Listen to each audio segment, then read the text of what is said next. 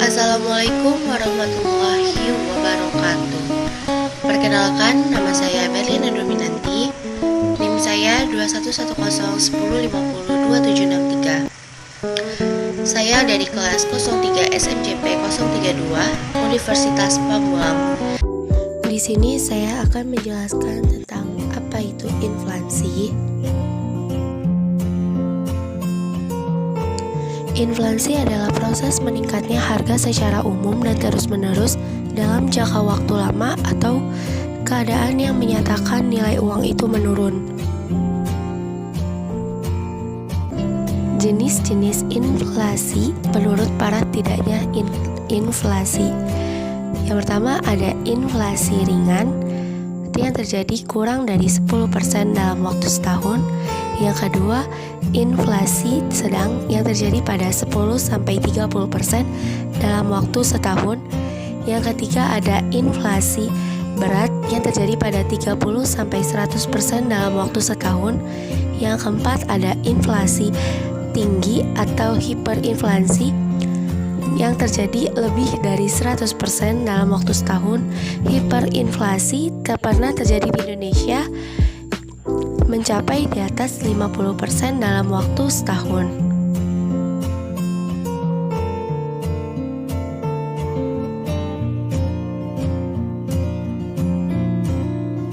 Ada 3 kategori inflasi dalam berbagai negara. Yang pertama ada inflasi merayap yang ditandai dengan laju inflasi yang rendah kurang dari 10% per tahun, kenaikan harga yang berjalan secara lambat dengan persentase yang sangat kecil sehingga dalam jangka waktu yang relatif lama. Yang kedua ada inflasi menengah yang ditandai dengan kenaikan harga yang cukup besar dan kadangkala berjalan dalam waktu yang relatif pendek serta mempunyai sifat akselerasi. Yang ketiga ada inflasi tinggi yang merupakan inflasi yang parah akibatnya. Harga naik sampai 5 atau 6 kali. Masyarakat tidak lagi berkeinginan untuk menyimpan uang.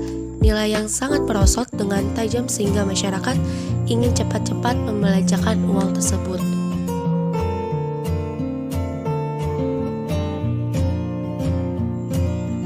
Menurut penyebab inflasi ada 2 penyebab inflasi. Yang pertama yaitu kenaikan harga karena dorongan sisi permintaan dan kenaikan harga karena dorongan sisi penawaran.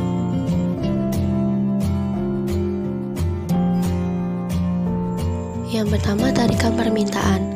Inflasi yang ini bermula dari adanya kenaikan permintaan total. Masyarakat terlalu tinggi sedangkan produksi pada keadaan kesempatan kerja penuh atau hampir mendekatinya, sehingga tidak mungkin meningkatkan produksinya lagi. Apabila kesempatan kerja penuh telah tercapai, penambahan permintaan selanjutnya akan menaikkan harga saja.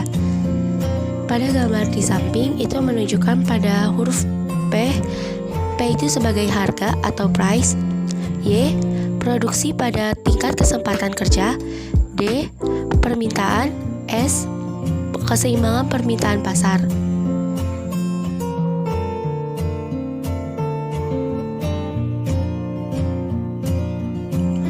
Yang kedua ada cost push inflasi yang disebabkan oleh kenaikan biaya-biaya produksi yaitu bahan baku, upah, ataupun gaji. Pada gambar di samping mempunyai keterangan untuk P sendiri itu price atau harga, Q quantity atau jumlah barang, AS keseimbangan penawaran pada pasar.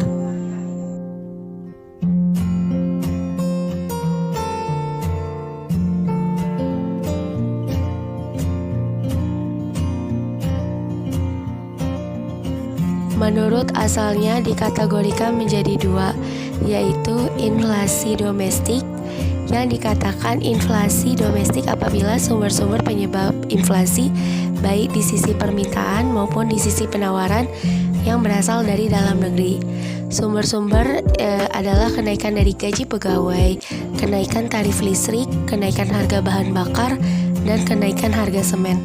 Sedangkan pada inflasi dari luar negeri, sumber penyebab inflasi dari luar negeri adalah kenaikan harga produk-produk yang diimporkan ke dalam Indonesia atau ke dalam negeri.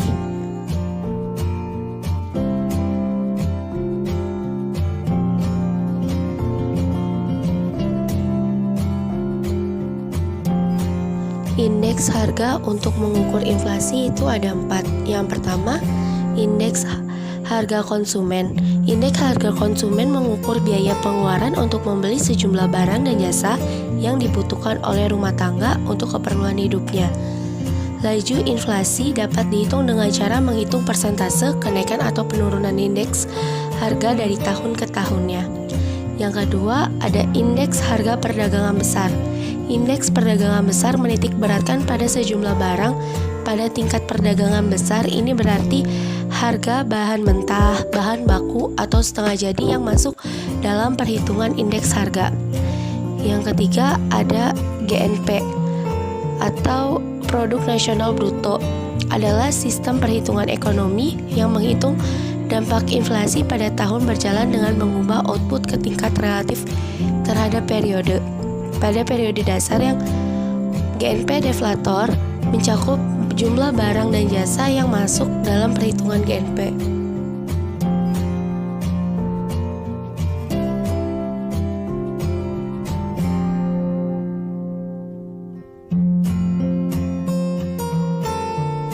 Teori-teori inflasi dibagi menjadi 3. Yang pertama ada teori kuantitas. Teori kuantitas inflasi diakibatkan oleh 2 faktor, yaitu inflasi hanya bisa terjadi kalau ada penambahan jumlah uang yang beredar. Kenaikan jumlah uang yang beredar tanpa diiringin oleh naiknya pasokan barang-barang yang akan mendorong harga naik. Tanpa ada kenaikan jumlah uang yang beredar, hanya akan menaikkan harga untuk sementara waktu. Bila jumlah uang tidak ditambah, inflasi akan berhenti. Yang kedua ada inflasi laju yang ditentukan oleh laju pertambahan uang yang beredar dan oleh psikologi atau harapan masyarakat mengenai kenaikan harga-harga di masa mendatang. Yang kedua ada teori Keynes. Pada teori Keynes terjadi karena yang pertama ada keinginan masyarakat untuk hidup di luar batas, dan yang kedua mempunyai proses inflasi dilukiskan sebagai proses adanya perebutan bagian rezeki di antara kelompok-kelompok sosial yang menginginkan bagian yang lebih besar. Yang ketiga ada teori strukturalitas. Teori strukturalitas penyebab inflasi adalah yang pertama, struktur perekonomian yang tidak mampu mengantisipasi secara cepat atau secara tidak fleksibel atas perkembangan perekonomian yang ada.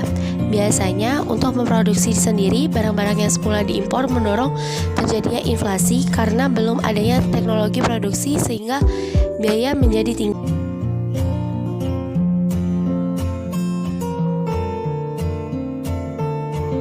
Ada permintaan yang lebih besar dari supply atau tarikan permintaan.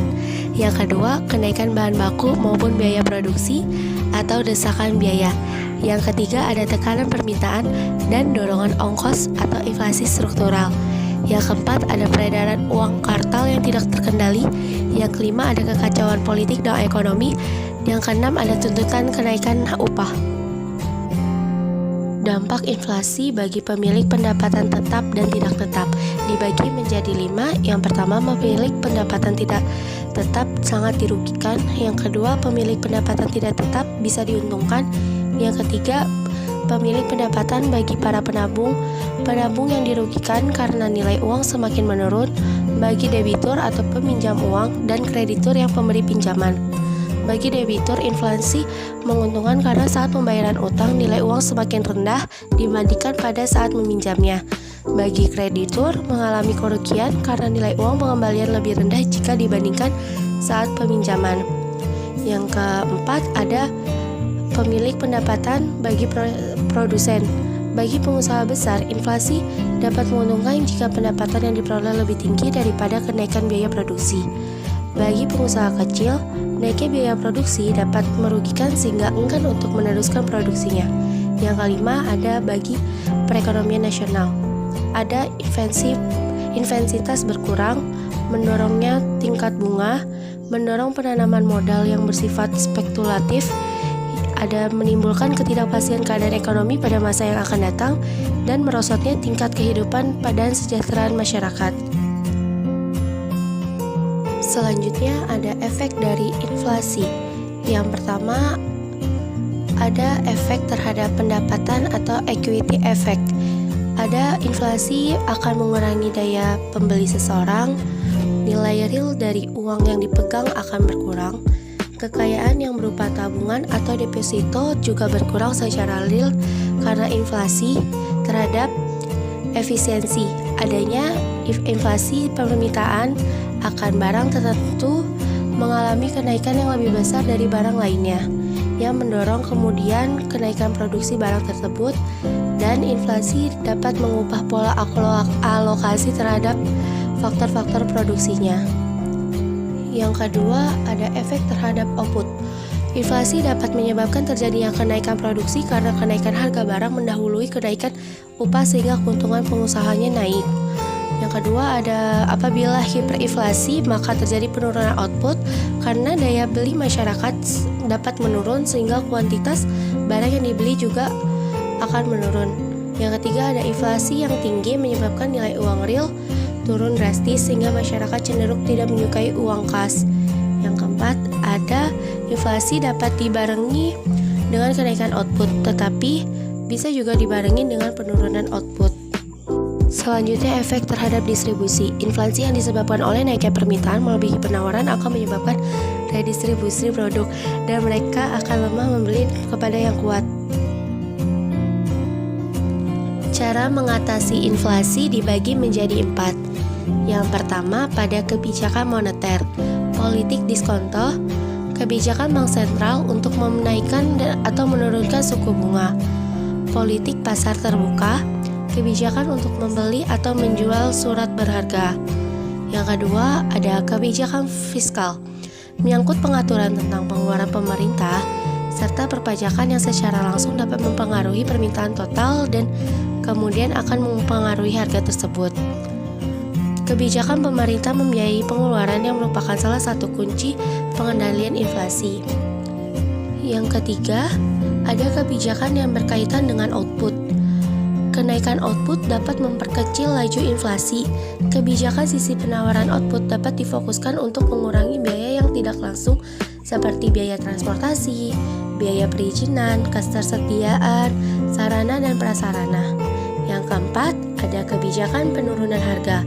Pemerintah secara langsung terjun untuk melakukan operasi dan untuk mengendalikan harga supaya terdapat kestabilan harga. Dan terakhir ada kebijakan umum. Kebijakan umum ini dimaksud secara perlahan memperbaiki struktur perekonomian yang tidak atau kurang fleksibel menghadapi perkembangan ekonomi yang ada.